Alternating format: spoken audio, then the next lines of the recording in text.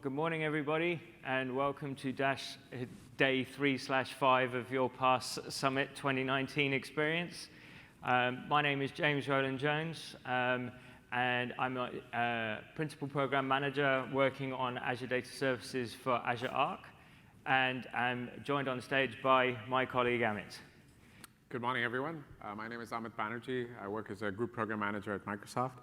I'm responsible for the on-prem database engine and our edge database.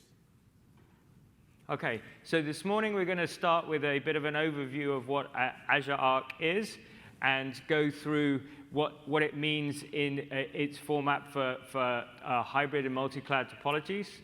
And then we're going to go into the state around what it means for Azure Data Services running on Azure Arc. And then we're going to leave a lot of time for questions, because we want to make sure that you have every opportunity to ask those questions that I'm sure have built up over the course of the week. So let's start at a very high conceptual level. What is actually Azure Arc really all about? So Azure Arc is about extending Azure and its control plane and services into any infrastructure. So it's about being able to take Azure and essentially, if you like, make Azure bigger. It enables you to take Azure services and bring those services and capabilities down into your environment, whether that's in an on-premises environment, whether that is in another cloud environment, and be able to treat them as one logical whole. And why is that important? And you will see in a second why, for us, we think that that is a great big game changer. How you will be able to operate and manage that infrastructure in a single, coherent, and unified and uniform way. So what we have seen looking at customer infrastructure over many, many years is that the number of applications are not only changing, but actually the diversity in that application infrastructure has exponentially grown in both complexity and diversity. And so companies have a wide variety, and most enterprises today have a bit of everything, whether they want a bit of everything or not, right? Literally, that environment is very, very complex, diverse, and disparate, right? There is no one facility. There is no one data center. There's no one kind of store topology. Everything has slight divergence and differences, and that brings with it a level of complexity. That infrastructure has also changed the volume of data that people operate. Right? Think about how things like IoT devices or data lakes have changed and exponentially grown the volume of data that customers are actually operating over and what you may be being asked to manage. That also has significant implications for how you might choose to move that data around. You know, moving a petabyte of data around, for example, is no trivial task. Moving several hundred terabytes of data is no trivial task, and you might not want to be moving all of that data into all locations at all times.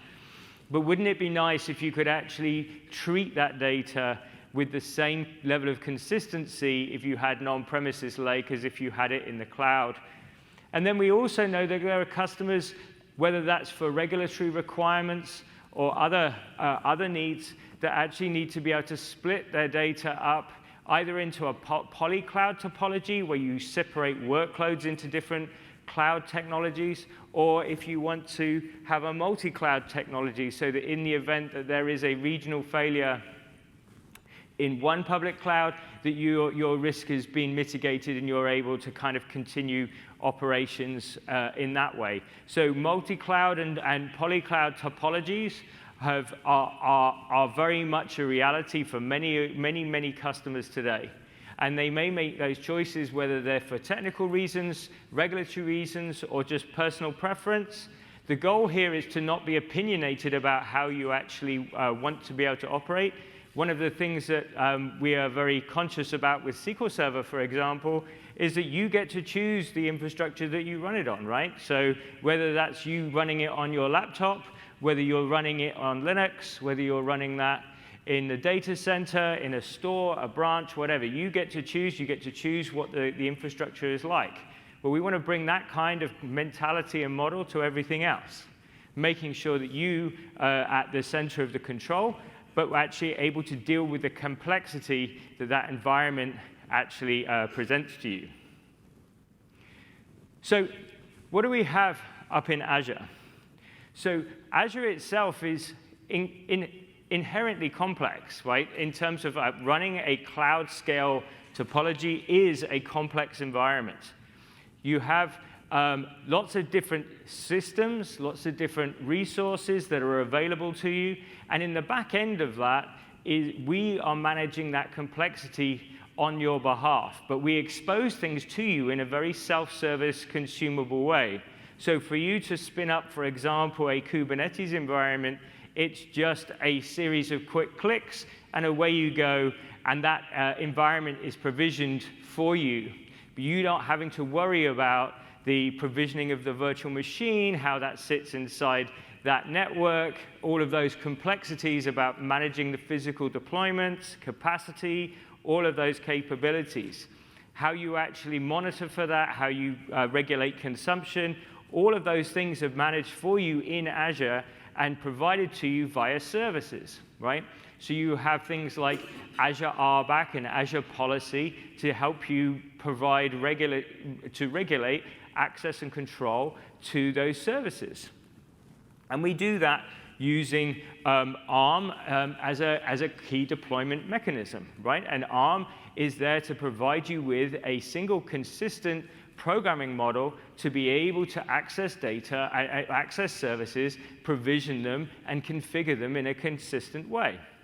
So what if you were able to take that concept and expand it and take that down into a data center, into a branch, into a multi-cloud topology, or even out to the edge, right? And whether you think of that edge as something that is far into like just a store-type topology, or whether you think of the edge as being like a shelf on that store and there's some device, or into an oil field, for example, or an oil rig, where you're actually talking about a specific device in that location.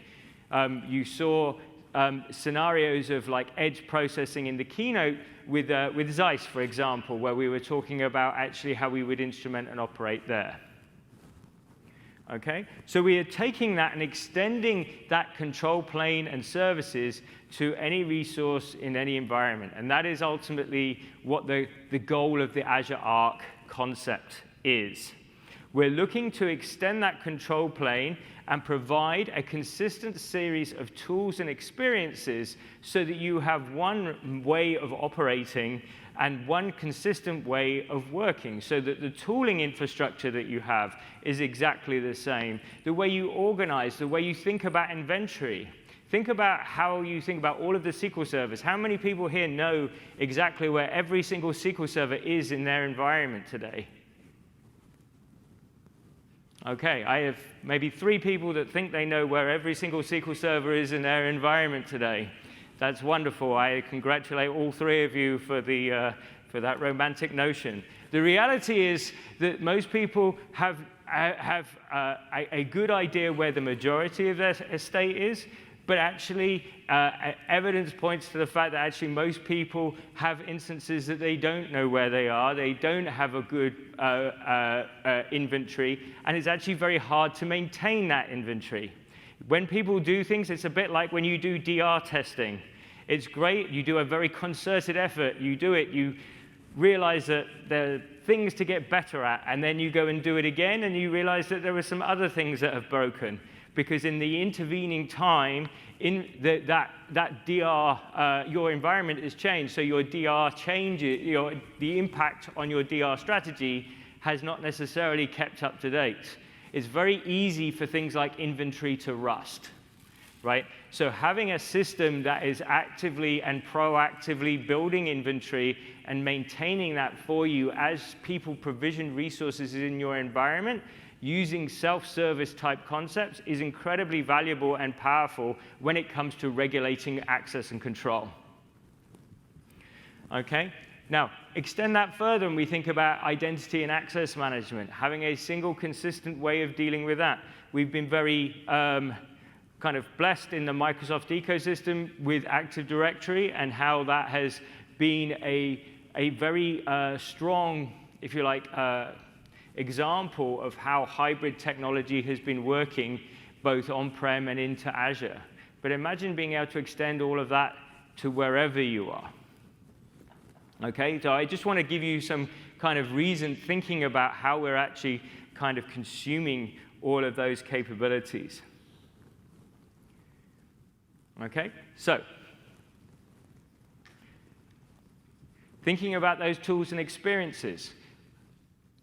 If you think about the Azure Portal or Azure CLI, those are two very consistent tools that you use to provision a diverse set of resources today. But you use one tool, you know that you have to install a very finite set of tools and services, and yet you can deploy almost any resource in Azure using that technology.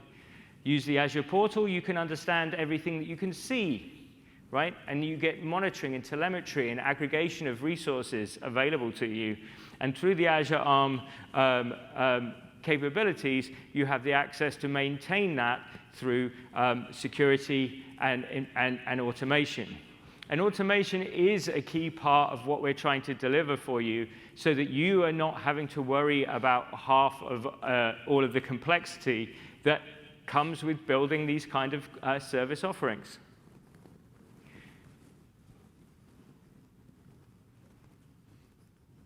So if we start to think about some of the services and capabilities that we're talking about here, think about things like RBAC and security. Think about monitoring, thinking about updates, thinking about how you manage containers and version them over time.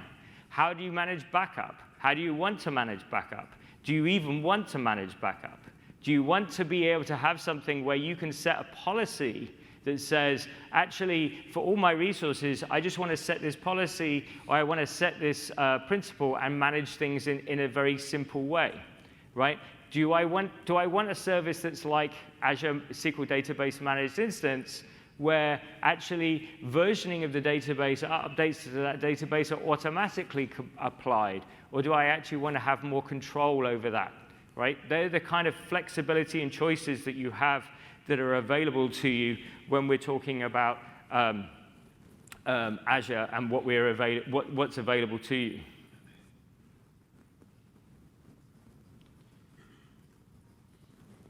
So that brings us basically to the concept of Azure Hybrid and what Azure Arc, where Azure Arc fits into that entire space.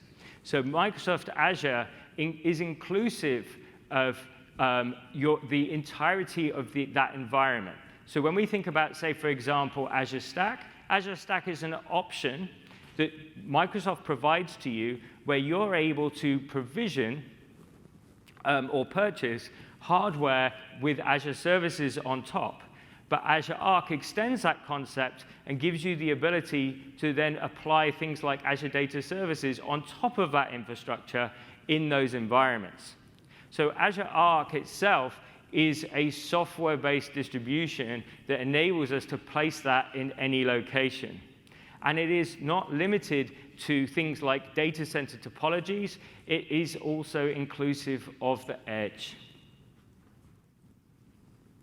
So when we think about Azure Arc and we think about some of the hero capabilities that we will be bringing with Azure Arc, we're thinking about things like the ability to run our data services anywhere, in any location. So when you think about how you operate a SQL instance, you're able to think about that and rationalize and program over that database exactly the same way, whether you're using it on premises, in Azure, or in another cloud. We want to be able to extend those management capabilities across your environment and across your environment, your logical environment, not what we're saying is your environment. We want you to be able to adopt cloud engineering best practices and apply those on premises so that you're integrated into like the whole modern automation CI/CD pipelines, for example. And we want you to be able to enable and implement Azure best practices of security everywhere. So what is Azure Arc? Azure Arc is that extension and set of technologies that enables you to extend those management capabilities and enables you to run them on premises. It is a software-based distribution, right, that enables the multi-cloud and edge environments that everybody requires. Now, in order to kind of talk about this in more context, we're going to go through a couple of customer scenarios and just make sure that we're grounded in that environment.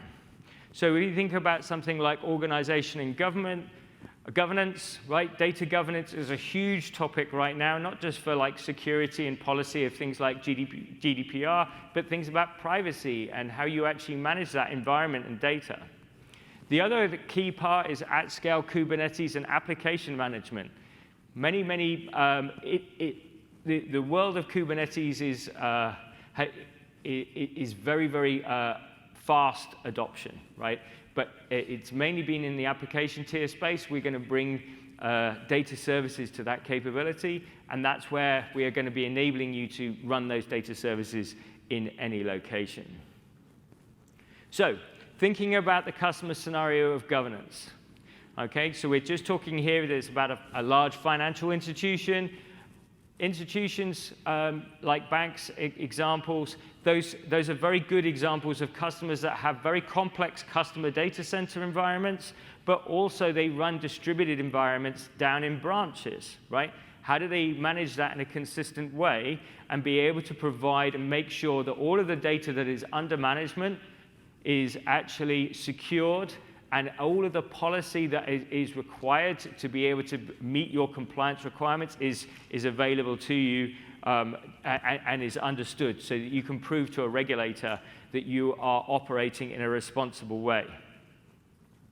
So we want to be able to manage bare metal. We want to be able to manage Windows. We want to be able to manage Linux. We want visibility across all of those locations. We want to understand the disparate nature of those systems. They want to be able to apply governance and policy. We want to be able to enable those application owners to be able to audit those customers' scenarios. And we want to be able to remediate for compliance. So, our solution with this area is we have asset organization and inventory, as we mentioned, universal governance through Azure Policy. We have built-in server compliance rules and server compliance, and you can take ownership over that through ARM and governance policy. So one of the things that we announced yesterday at Ignite was Azure Arc for servers. And this is something that's available for you in preview right now. And this extends Azure capability management for Linux and Windows for you to be able to register and manage virtual machines and bare metal servers, and is domain agnostic. It gives you that management capabilities as well as the governance and security through RBAC. Okay? So you're using the same consistent set of tooling to be able to think about and rationalize your servers, and then we reflect those up into Azure so that you can see here that you're able to blend the fact that you have virtual machines and physical and virtual machines in your environment in a single view and perspective in Azure.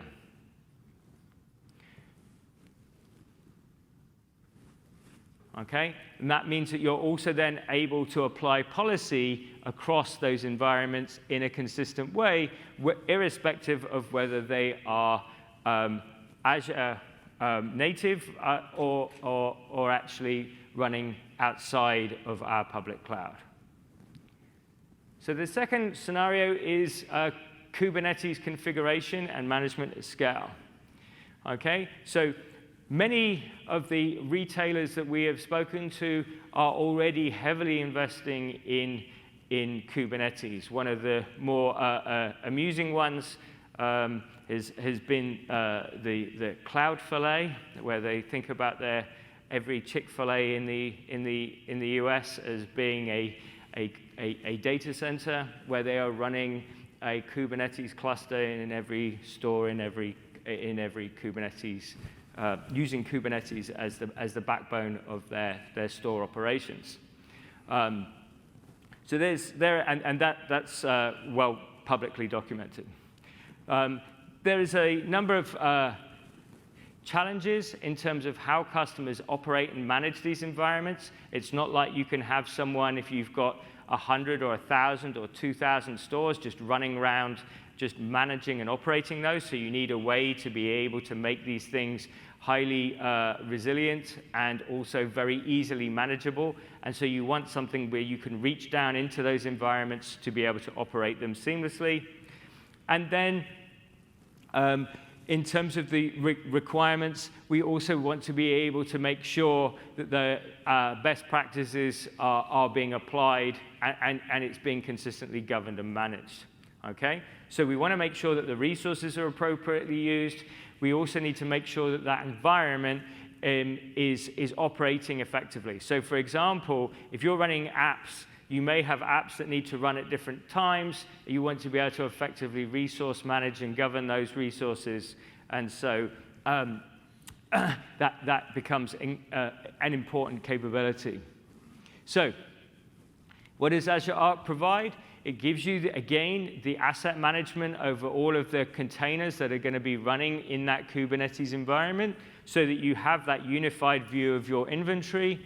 It gives you the configuration and deployment management, as well as a GitOps-based way of operating. Because Kubernetes is a very DevOps-orientated way of mental model of operating, we're making sure that you're actually able to kind of operate it through a GitOps-based model for deploying configuration changes, so that you also have control and regulated control over what is happening in each environment. Okay, so that source control then becomes your truth as you move forward. So when you're using Azure Arc for Kubernetes, you get to be able to create Arc agents and onto your cluster, and that's how we operate and manage it. And those things are then enabling you to integrate directly with that environment. You're able to connect those Kubernetes clusters into Azure so that we're able to reflect them as Azure resources. You're then able to configure your Kubernetes environment by applying and monitoring the health of that Kubernetes environment, as well as then deploy applications to it and push down resources to it using ARM-like gestures. So here's an example of a screenshot we have here that shows you like an AKS cluster in the same view as a Kubernetes cluster that could have been deployed into a branch or facility. And again, you're able to apply configurations to that environment so that you're able to manage it more effectively. And then go forward and apply things like policy to be able to govern that environment. OK, so that's two of the three key kind of customer scenarios that we've discussed there. We've talked about Azure Arc for servers and how we can manage those, and we've talked about Azure Arc for Kubernetes. So I'm going to hand over to Amit now. I think we're going to switch over to him. And Amit is going to talk through how Azure Data Services also are able to run on Azure Arc and do other things. Thanks, JJ. So how many of you actually have different database services like Postgres, SQL Server, Oracle running in your environments? So like a lot of you have that. And how many of you have the same set of tools that you use to manage those environments? Okay, 1. So the hands went consistently lower. So if you look at a scenario in Azure or any cloud service provider, there are relational database services that many cloud service providers provide. In Azure, we have Azure Database for Postgres, for MySQL. Then we have Azure SQL Database, which is the SQL Server family of products provided as a PaaS service inside Azure. However, if you wanted a consistent backbone to manage, deploy, and even for users to come in and interact with all of them, whether they're sitting in the cloud or on premises, it would be slightly different depending on where you're deploying them. So think of a scenario where you're able to do the same kind of CI/CD, the same kind of tooling to connect to each of those services. Doesn't matter where it's deployed, whether it's your data center, whether it's Azure, or even if it's another public cloud.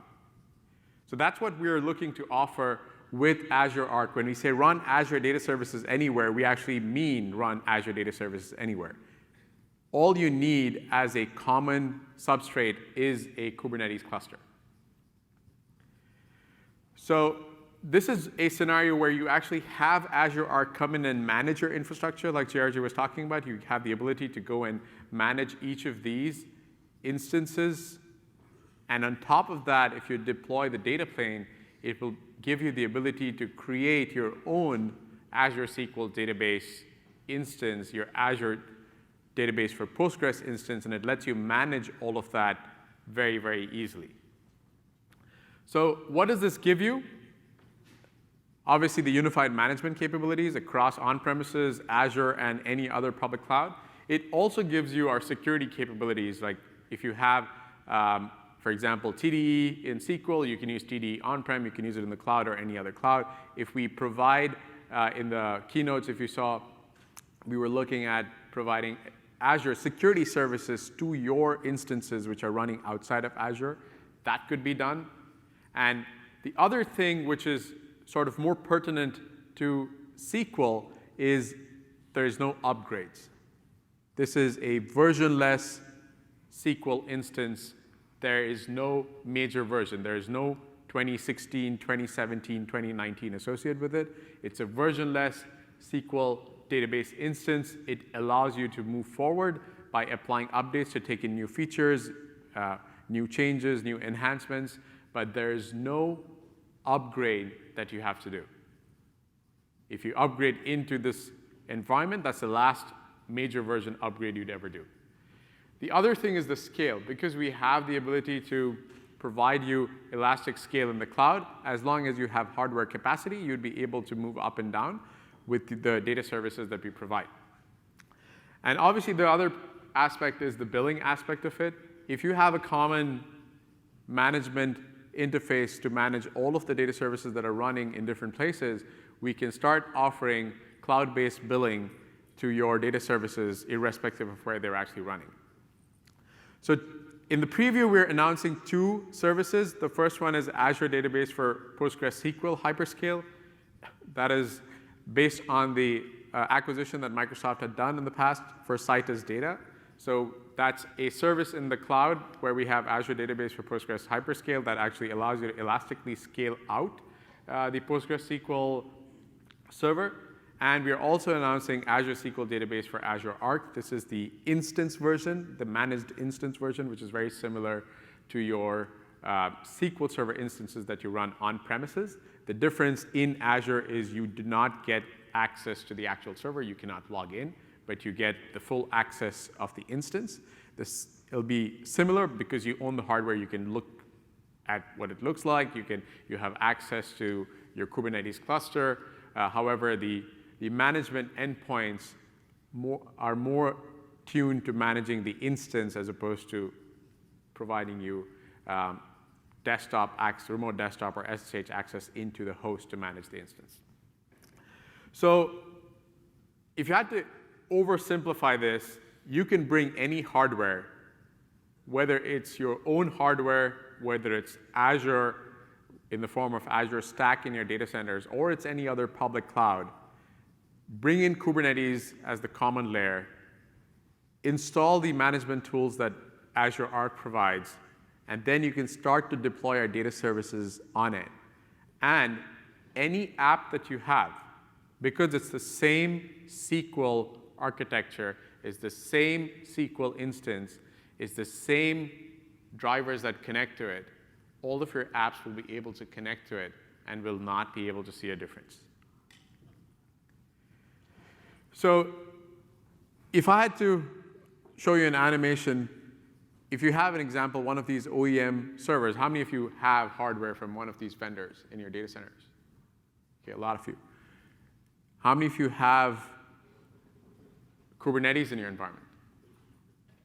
Okay, some of you. So if you get Kubernetes, you can actually take any storage solution that Kubernetes can attach to, and you can actually go deploy our data services on it.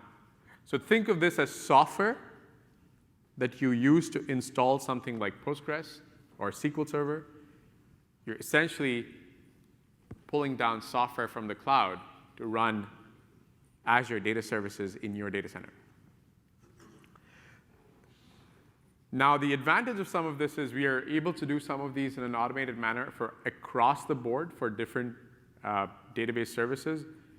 You'll have a consistent way of backing up. You'll have a consistent API to monitor, to attach to other Azure services. For example, if you pull up the logs, you can put it into Azure Log Analytics, and you can actually do basically monitoring across your fleet of servers, spanning different data centers. So the other thing that you also get access to is because now you're actually doing this using Azure, you have the ability to attach Azure Portal and Azure CLI to look at what these services are doing. You can use them to configure it, and you can even administer your services which are actually running inside your data center using a consistent API model if you want to go through CLI, or if you want to go through a UX, then you can use the Azure Portal to manage all of this. So this is where we'll deep dive a bit. You have a bunch of nodes. What we're essentially doing is we're actually taking the kubectl CLI. We install our own CLI, which is called AZ Data. Some of you, if you've looked at SQL Server 2019 Big Data Clusters, we're using AZ Data there as well. So this is an extension of that. The data controller gets installed, and this has various, think of these as, again, software components. There's a controller for managing the service. There's integration with Azure Arc for the other Arc services that JRJ was talking about. There's a software controller for managing HA and DR. There's a software piece for backup. There's a software piece for provisioning, scaling. So as and when you see features light up, there's a piece of software that comes along with it, which helps you do that. So the next thing is connection to Azure. Once you connect to Azure, that's where your telemetry and resource consumption goes up. That's what enables us to do cloud-based billing and consumption-based billing for these services. And all of these are done using containers. So if you're deploying a SQL or a PostgreSQL instance, you're actually deploying a container in there. So the other aspect of managing all of this is because you're managing everything through an Azure subscription, you'd be able to apply role-based access control and Azure policy and even Azure security services on top of these, even though they're not running inside Azure. And last is obviously the key thing which you're interested in, actually the data services. So each of these data services will actually can be configured. Right now we're talking about the Postgres, which is already a scale-out. You have the option of deploying the managed instance without high availability or with high availability. And again, these are done for you. So if you're actually installing SQL Server on premises today, some of you probably have automation scripts which set up always-on availability groups for you. In this case, you just pass a command and you'd pass the configuration option, and the whole thing would be set up for you instead of you having to manually go and do that. And again, any tools that you have, as long as they used to work with Postgres or they used to work with SQL Server, they would work with these endpoints as well. So let's look at how we are actually going to go run through these services, and let me show you a demo of what we actually have.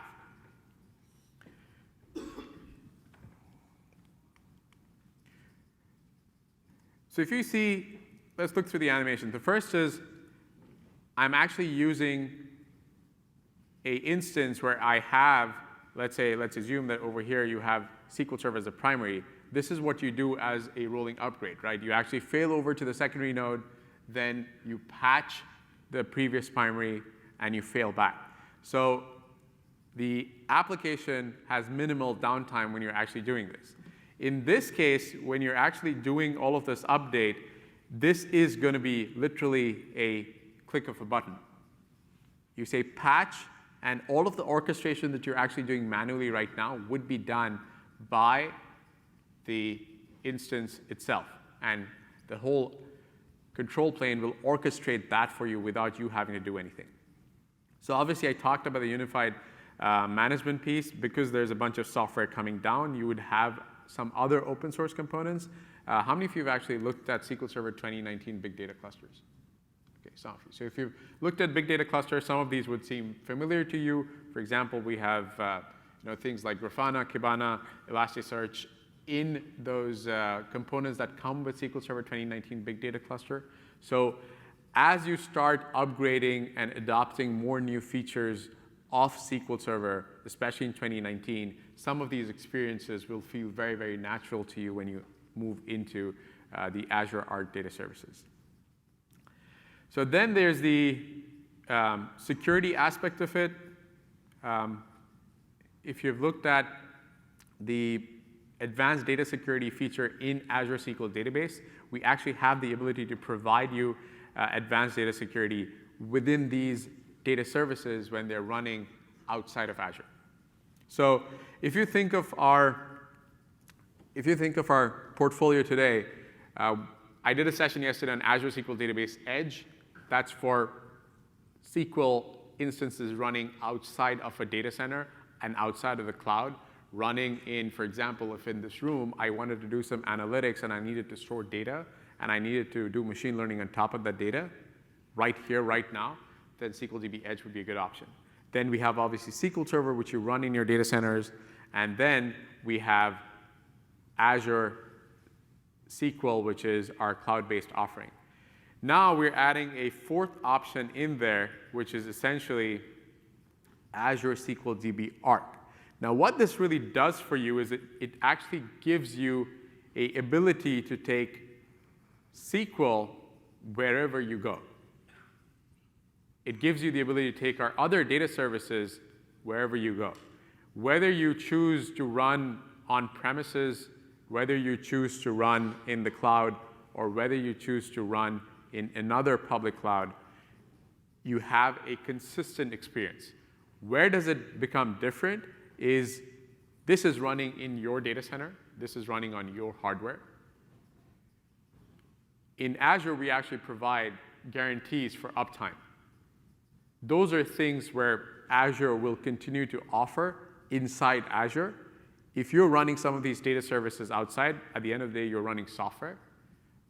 That software does not come with a Microsoft-managed SLA, but we can work with you to optimize that so that you have the best uptime experience. But if you want Microsoft to go financially back that SLA, then that's where Azure and Azure Data Services provide it.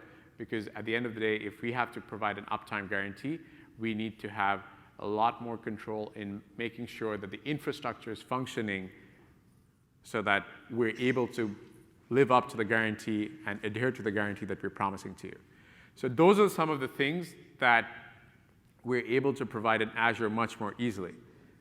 Other things is things like hyperscale, like the demos that you saw in the keynotes, like going up to petabyte scale, going up to hundreds of terabytes. In Azure, it's a little easier for us to do, a little tiny bit easier for us to do, scale across those hundreds of terabytes and multiple petabytes, because we already have those provision capacity in the data centers to allow you to scale that fast. If we had to go set up something like that in every data center, that's neither practical nor commercially viable. So those kind of scale elements is something that public cloud and Azure provides. That's much more easier to achieve in Azure than outside of Azure. So let's look at how this actually would look like. So let me switch to my machine. So how many of you run Azure SQL Managed Instance? Okay, a few.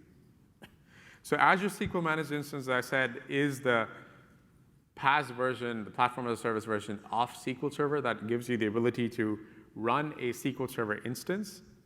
So right now, if I look at my portal, I have a bunch of stuff in my view, and this is a newer view, which is I've got 2 new services in there. There's Azure Database for PostgreSQL, Azure Arc, and then there's the SQL Database Managed Instance. And I've got a few of these created.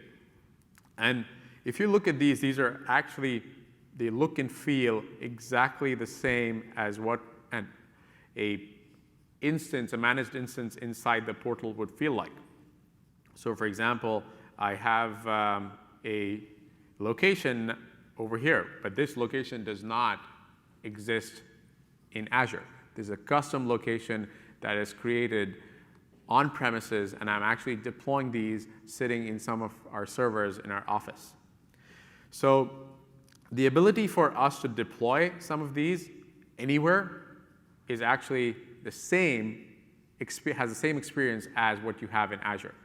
Now, the important things to note here is you can actually go do things like advanced data security for your instance. Or you could go do things like transparent database encryption for your instance. Or you could go change, okay, so I don't have that, so. Or you could go connect to your PostgreSQL instance. And over here, note that this is slightly different. It's again in a custom data center location. It's the same data center location as SQL, but this is a scale-out option. So it has multiple worker nodes. And this is, again, the same experience that you get in Azure that you get sitting inside a Azure Arc-enabled environment in either a public cloud or an on-premises data center. Now, the thing that would be interesting to see is how all of this functions if I actually connect to it from my regular tools. So let's go and see that. So right now, I have connected to a SQL instance, which is actually inside our offices, running behind a firewall. Now I'm going to connect to it. So what I've actually done is this is the same code base, slightly higher than SQL Server 2019 because you're always running the latest code in Azure, and you're on that particular train. So I'm going to show you something for Scalar UDF Inlining. How many of you have been in Bob Ward's session or any session which has talked about intelligent query processing features? So Scalar UDF Inlining is a SQL Server 2019 feature. What that allows you to do is it allows you to take user-defined functions, which obviously are not great for performance, and it allows you to run the same code at a higher compatibility level, but inlines the code of the UDF in the query plan so that your queries run faster. So I've actually executed this query in my management studio right now. I already have the results. If you notice here, I was just fetching a small number of rows, so I just fetched 1,000 rows. Now, what I see here is a plan at database compat level 140, which is lower than what 2019 would offer. So if I switch to 150, how does that perform? So let's make sure that we are actually connected to the right instance. So now if you do a select add version, you notice that there's a completely different name. But it looks and behaves the same as your SQL instance that you're used to. So let me go run this query. Now I ran this query, the query completed. Again, it's 1,000 rows, it's the same query. Now notice that, okay. So notice that my plan changed. I recompiled the query. Now the same query, even though I have functions in my query, it is functioning with a different plan, giving me the same set of results. So your SQL instance, even though it's running on Kubernetes, running in a container, running as an Azure SQL database version, which is the same as the cloud, your experience does not change. You get the same set of features, you get the same capabilities, and the same tools are able to connect to it. Let's go look at another capability. How many of you have seen demos of X-ray database recovery? OK. So let's try this on my Azure Arc instance. So I'm actually connected to an Azure Arc instance again. And what I have done in this is I've pre-run my rollback. So I have 231,000 rows in my table. And I have actually done a delete on them. And then I did a rollback. Now, the rollback took me a long time. So I'm not going to attempt this right now during the demo. So what I'm going to do is I'm going to go check, how much is my log space used? It's about 3%. I'm going to enable X-ray database recovery on the database. And then I'm going to go delete the rows again. So now when this delete is done, obviously there's a lot of log record that is going to be generated in the database. And once that is done, I'm going to be able to roll back my query. So while this is actually running the delete, let's go look at something, some other instances over here. So I have a Postgres instance. Azure Data Studio allows you to connect to Postgres as well. So if I go connect to my Postgres instance, and now I'm connected to my Postgres, I'm running a Postgres query, and this is just a basic query that I run. I get back the output. And what you see here, again, is irrespective of the fact that this is the hyperscale version of Postgres running on a Kubernetes cluster outside of Azure, your existing tools can connect to it. The experience is exactly the same. So let's see if the X-ray database recovery came back. It did. So it took about 29 seconds. Let's go look at how much of the log space is used. So it's slightly higher. It's about 20%. So now I'm just going to roll back and complete it. So let's go verify if my rows actually came back and if there are any open transactions. No, they're not. Oh, I had more rows. OK. So I had more rows than I expected. So probably me doing something between the demos. So I actually got the rows back. And with X-ray database recovery, I was able to come back really, really quickly, as opposed to the 5 minutes that you saw earlier. So obviously, these sort of features help make your business scenarios function better. But now we're giving all of that to you in a unified management experience running in your data center.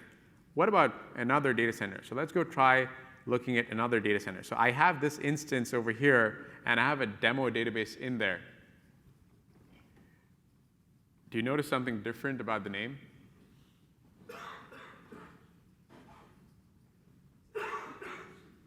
Yes, so I actually have an instance, an Azure Arc SQL instance running in AWS. So let me go run the query again. So I just inserted another row, and it says, hello from Azure SQL Database Managed Instance, Azure Arc.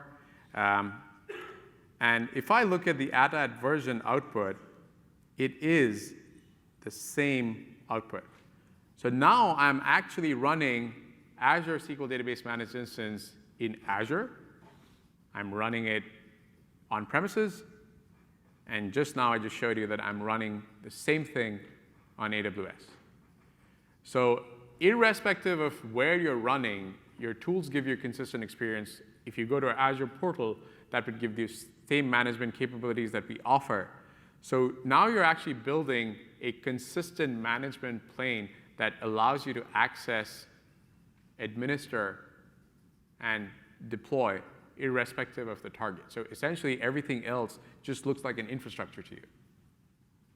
And your applications and everything else just functions as is. Because things like XRay database recovery and intelligent query processing features, you would be able to use in SQL Server 2019. And just because you restored your databases into a managed instance sitting in Azure Arc, you don't have to give up any of those capabilities. Yes, sir, you had a question? If again, we see an instance of SQL that says Azure Arc that's always running on a Kubernetes cluster. Sorry, could you repeat that question? Yes. So the question, which way? Oh, sorry. The question I think was when it says Azure Arc, does that always mean that it's a data service is running on Kubernetes? Is that correct? So that was the question. Yeah, okay. So yes, that is correct. So if it is saying Azure Arc, it is running on a Kubernetes cluster. And that's the only option today? Currently, that's the only option. So if you remember the slide which I showed, which showed hardware, then it showed Kubernetes. In this case, I'm actually running this on EKS. So if I go here, I'll be able to see a Kubernetes cluster, which is running on EKS. So as long as you're able to give the Azure Data Arc services a Kubernetes endpoint, it can deploy there. Obviously, different Kubernetes flavors behave differently. Right now, you can see that we have it running on vanilla Kubernetes. We have it running in AWS. There'll be others that we'll keep adding, but that's the common layer. What you have to bring to the table, you have to bring to the table hardware. If you're using cloud, you're bringing the cloud provider's hardware. You have to bring Kubernetes. If you're using the cloud provider's Kubernetes, then that's the Kubernetes service. And we're giving you, essentially, think of this as cloud software. So now, if I go back and look at all of these, they all will look and feel the same. Now, I have these instances shut down, but what I have here in a view, I have a local instance, which is SQL Server 2019.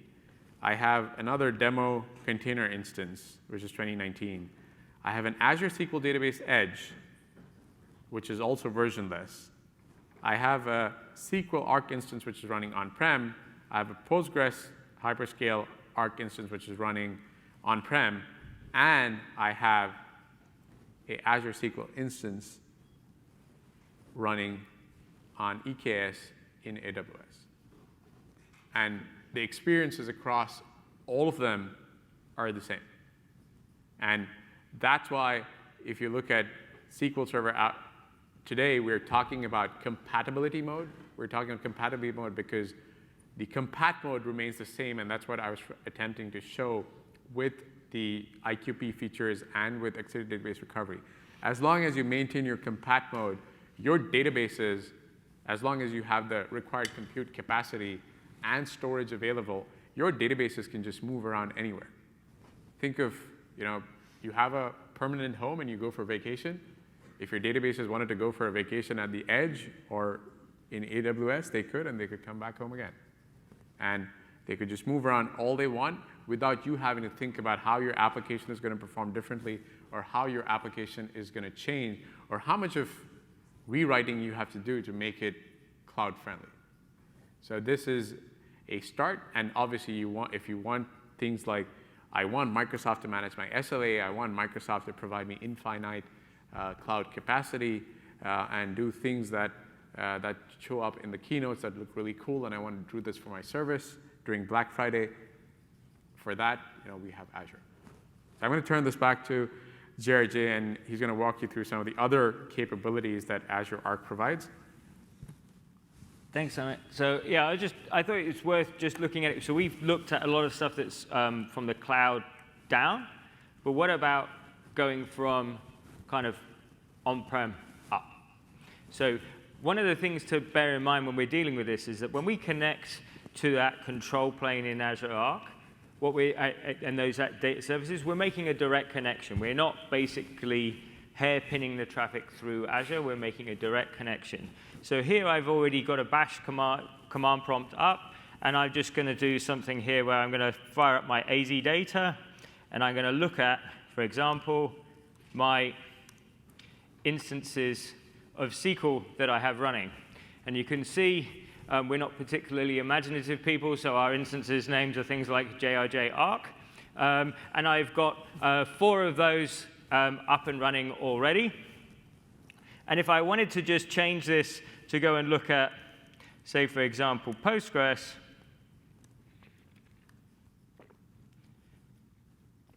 there you go. I have a PG instance already ready to go. Now, if I wanted to now provision a new instance from on-premises using the CLI,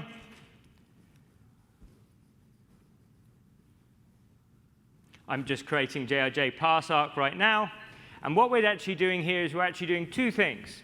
We're creating that SQL container on the on-premises Kubernetes cluster, and now we're reflecting the resource up into Azure. And the reason we're doing that, as we talked about before, is we want to make sure that you have a unified management experience on that resource. And so we reflect that up into Azure so that when you then connect to the control plane, you'll be able to see that resource. Now, this takes a little bit of time just because of the nature of the communication. But you can see it's very trivial for us to just put one line in, and you've already provisioned a container. I can go and connect to that. And there you go. I've just now punched that up into Azure as a resource, and it's there ready for you to be able to consume. And if I was to actually float over here now in Azure, and I will just refresh the screen.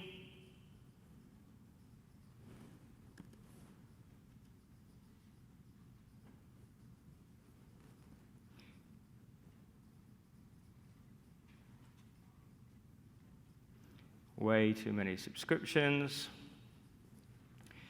There he is. JRJ parse arc, and away he goes. And now if I wanted to, I could then do everything that Amit was talking about, like, for example, look at our update policy and say, I've got this. We've automated it so that by default, all the updates will be applied directly. But if I wanted more control and actually decide what I wanted to do, I can then flick over, disable the automated policy, and say, actually, I know I want to be able to provision a different instance at a different time, and I want to be in direct control of that. Okay? So you have complete control of that environment, and so you have consistency of experience from the containers that Amit was talking about, and you also have customer control that you are used to having from running your own infrastructure and your own management. So that is, for me, that is a two-time benefit, if you like. So now if I come back, I go back to my Postgres instance, and then I do something like AZ data, Postgres, describe, and then I pass in the name, PG scale. I can see some things about that Postgres instance, for example. And here, we're using as I said, we're using not just an ordinary Postgres, we're using scale-out Postgres, scale-out OLTP Postgres. And sometimes people want to be able to extend that capability and be able to extend and expand the capability that we have, right? So what do I want to do? I want to be able to increase the number of shards in my scale-out Postgres instance. Well, I can do that with just a simple command. And so I'm going to just quickly flip over, because there's a limit to how much I'm going to stand up here and type.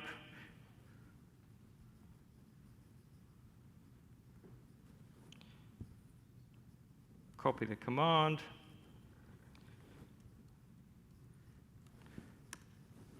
And now Postgres is going through and doing all of the new nodes, and it's actually going and creating that instance. So then if I then go back in and describe it, those new workers will be applied and we'll be able to go and see how that is happening. So all very quickly, we're able to actually be able to operate over those instances. It's just going to take some time to go through. But the key thing here is that I'm just using very simple commands, very consistent experience, whether I'm using Postgres or SQL, and I'm able to interchange in between those two environments, literally almost like in an API model, literally like it's a property. And that is part of the consistency and the simplification of the experience that we're aiming to provide for you to make it so that you can not just manage SQL instances, you can think of it as you are managing the data estate across your entire organization, and it is you providing the personality and color to that environment.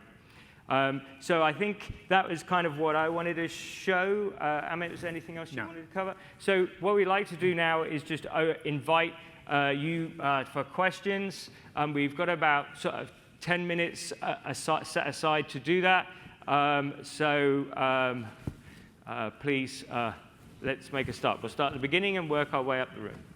Is this available in all regions? So the question is it available in all regions? So the controllers where you register, those are lightweight, where it's in preview right now. You have to sign up for preview. But the availability of all regions is essentially, do you have hardware available to deploy this? So as long as you have hardware available and we are able to accept you in preview, yes, we'll be able to work with you. Yeah. One of those regions, obviously, is your data center. So you tell me. John. In the event of the link between on-premises and Azure going down, for whatever reason, is there still provision to be able to manage everything that's potentially deployed on-premises? So that's a great question. So one of the reasons why we don't loop all the data through, all the communication traffic through Azure is for that scenario. So the question is can we essentially handle the fact if the connectivity to Azure is not available for any period of time, can you still work and operate and manage your environment? The answer to that absolutely is yes. So the key thing here is that what we do is in the Azure Arc Data Controller, in that experience, is buffer all of that connectivity and traffic. So other things that we haven't kind of gone into and shown is that actually we can actually send up all of the logging telemetry and configure that into things like Azure Log Analytics. But you can do that as well. So it's just a question of buffering that and then sending it up on a schedule. OK? To the back of the room, sir.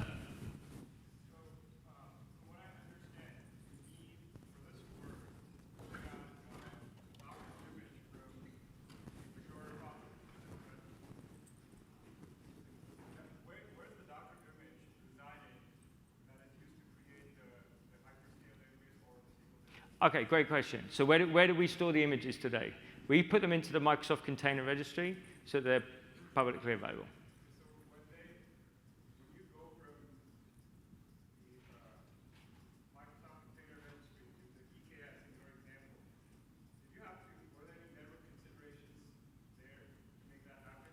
The question is, were there any network configurations or network changes that needed to be done when you're going from our container registry and deploying it in EKS? Yes, you would have to make the necessary configuration changes on AWS first. Your load balancer changes, your VPN changes if you have a VPN in your on-premises environment where you're trying to access it from. And also for the registration to go back to Azure, you'd have to open up ports on either side.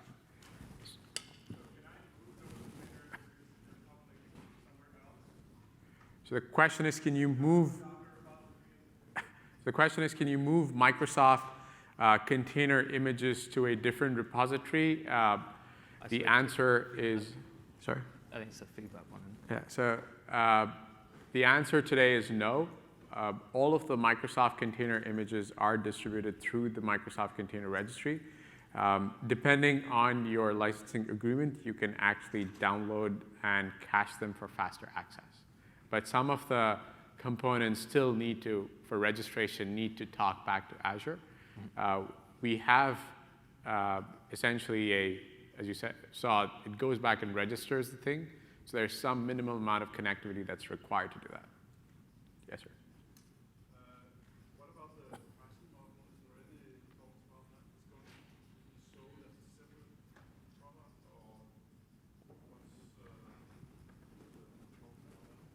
So the question is, are there any thoughts about the pricing model? This is currently in preview, so we're not talking about pricing at the moment, but this is going to be a subscription-based service. So you would essentially have very similar billing models that you have with Azure Database for Postgres or Azure SQL Database. Obviously, there's no hardware that you would need to pay for.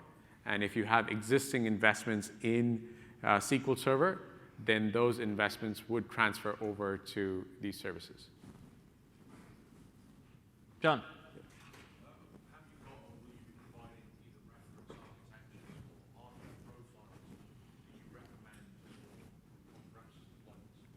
So the question was, are we basically working with OEM partners to provide reference architectures for those on-premises deployments? The answer to that question is yes. Question?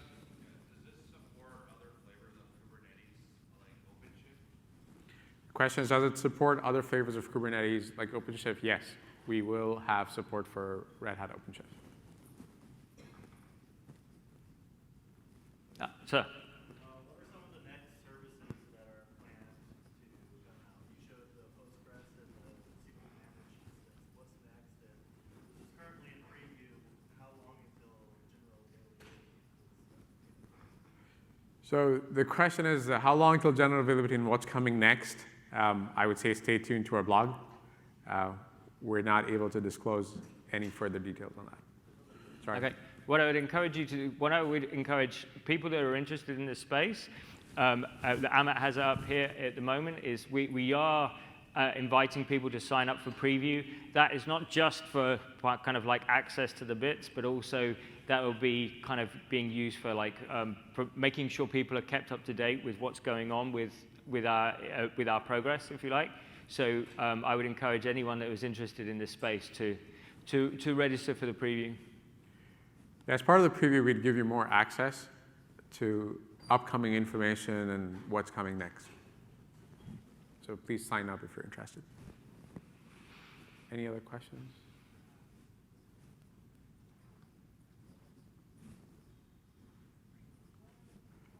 Okay, so thank you for coming on a Friday morning. Thank you for coming to our session. And we are currently, as JRJ said, we're not only taking in requests for getting access to the bits, but we're also taking in requests for anyone that wants to stay informed about any new development that we make in Azure Arc and essentially running Azure data services anywhere, which we just showed you in the session. Thank you very much and have a good rest of your day.